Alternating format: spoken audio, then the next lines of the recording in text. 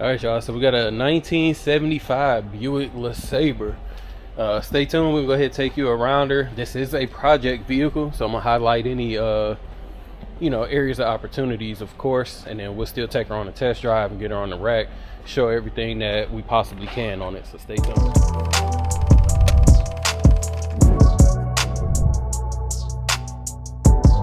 All right, y'all, so let's get into it. Just looking at it, obviously through the camera, paint, probably say it's probably about a 10-footer car. This blue does show beautiful. Once you really get up on it, you can kind of see this single stage. It could use a little tiny bit of work. Nothing too crazy on the hood itself. Coming along the fender, not too bad. We got a couple of scratches here where the paint is missing. Coming down the side, again, with the single stage, you can see a little bit of staining in it. Maybe a super deep polish might take that out. But again, the color shows good. Not seeing any type of rust bubbles or things like that. Body seems pretty straight. The LeSabre, we got an emblem missing back here. Coming around the back, we got some paint missing around the bumper itself. Looking at the trunk, a little bit of paint missing. Again, these are things that you see when you get super up close on the car. You can still probably drive it and enjoy it. Again, coming around the rear bumper filler is missing. We did actually order one, but it ended up taking over a month to come and still hasn't arrived, so that's why we left it alone. The bumper itself is in decent condition. It probably could be re-chrome, but still decent enough. We got a little bit of rust down here on the bumper and a little bit of a dent right there. Coming along the driver's side, again, looking at the body, pretty straight.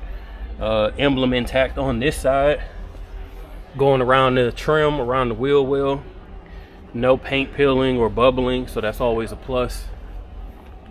A little bit of a scratch right there. Moving along, once we get to the driver door, we got a little bit of rust down there. We'll pick it up too when we put it on the rack. And let's see, getting around to the front of the car. Let's do the trunk first. I'm sorry, hood. Hood is pretty solid. Nothing to highlight here. Front fender, we got another little love mark. Glass is in decent condition. We don't have any cracks or anything like that. All the trim is intact. Looking at the front of the car, this bumper seems to be a little bit better than the rear bumper. Not seeing any dents or dings or any type of rust. Headlights are intact. The chrome is solid around it. It looks like whoever might have had the car before, maybe they put the emblem in the wrong spot, because that's what this hole is, and I'm pretty sure it should be a little bit closer. So you got that there. I'm gonna go ahead and pop the trunk so we can look inside underneath. It is a 350. I'm not sure if it's the one that actually came with the car. I would assume so, but again, we are selling this as a project, so underneath is pretty solid. No crazy amount of rust or anything. The 350 does run solid. She does have power steering. No AC or heat. Does have power brakes as well. I'm gonna go ahead, I'll pop the trunk after I do the interior, so I don't have to walk all the way around. Door panel is in decent shape. Come along underneath the door, like we highlighted on the driver's side, a little bit of rust underneath. Obviously the weather stripping probably could be replaced. Door jamb's not bad. Got a lot of paint peeling. A little bit of surface rust. Interior is adequate. The seats themselves, obviously the white is a little bit weathered, but no rips or tears, so that's a super plus. They can probably just be re-dyed. Looking at the rear seat, more of the exact same. We don't have any rips or tears of any kind, but again, the white, obviously it fades over time. Looking at the rear panels, everything seems to be intact. Dash itself is in good condition. Got a tiny little bit of a crack there, but the rest seems pretty good. Over here, looks like somebody tried to take the speaker out. I'm pretty sure the gauges all work. We'll check when we go on the test drive. Here's an aftermarket radio installed.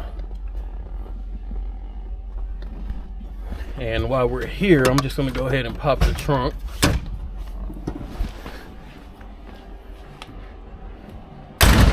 The convertible top does work.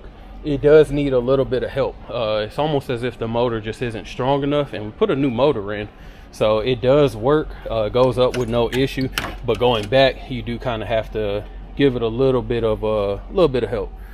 So I'll show that. Again, door jambs pretty solid for what you expect for a 50-year-old car. More the same on this door panel, a little bit of weathering, but no tears or anything. And then we do have a little bit of rust on this bottom door. And of course the weather stripping can be redone. Go ahead, check out the trunk.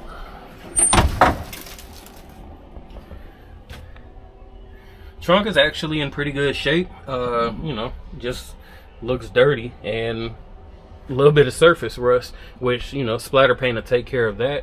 But I'm not seeing any soft spots. I'm not seeing any holes. But of course, once we get on the rack, we'll check all that out fully.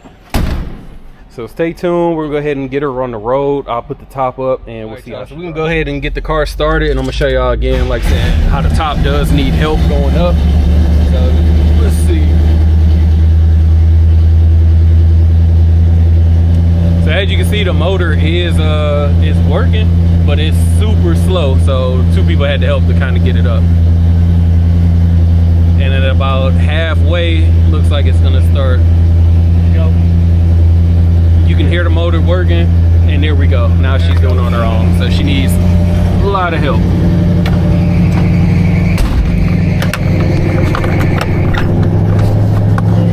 All right, so we got everything locked in. We'll go ahead. Like I said, all the gauges are working. I know because I put gas in it, so we'll check. I can see the lights on off of the wall.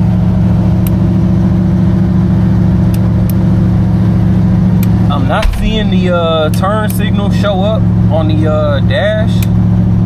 Hey, are the turn signals working? I'm checking now just to see. They're not on the dash, that's what I'm saying. Are they showing in the front?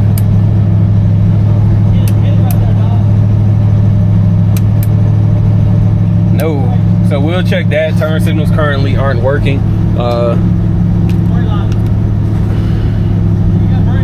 Brake light does work. Yeah. The radio works, but I'm not hearing anything but static, so don't worry about that. And again, I know the AC is not connected, so let's go ahead, take her on the drive. Again, this is a project vehicle, and that's the reason that we are selling it as a project vehicle.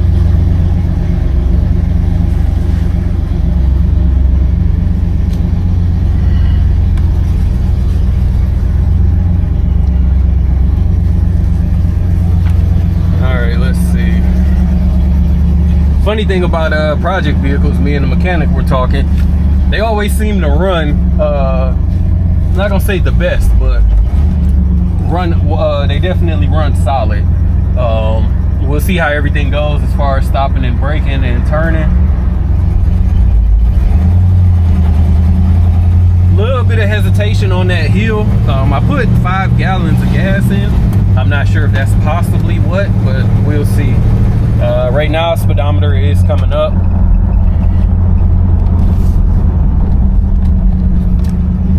Dude just backing up, not paying attention. Alright, let's go ahead. Give her a little bit of gas. This 350 doesn't have a crazy amount of power by any means at all. It's just a cruiser. I'm probably about halfway in and I'm doing 40. Hand off the wheel. She is actually driving straight, so that's a plus. Steering wheel is a little tiny bit to the right, so might need an alignment. Let's see, I'm gonna get on the brakes a little bit hard. she stayed straight, so that's obviously a plus. She didn't turn. Was gonna turn, but he was driving in the middle of the road.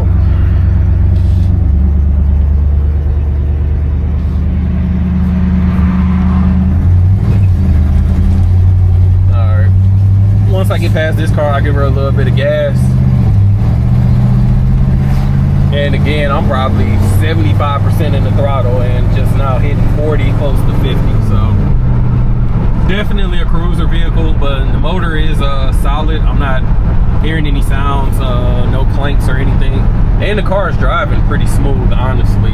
She's not bouncing all over the road, not pulling when I'm on the brakes or giving gas. So definitely a cool little Sunday driver. Once I get to the next turn, I'll go ahead and get on the brakes a little bit tough. I got one of the windows down just because I didn't roll it up before I started driving, and I just didn't do it. All right, let's see what we got here.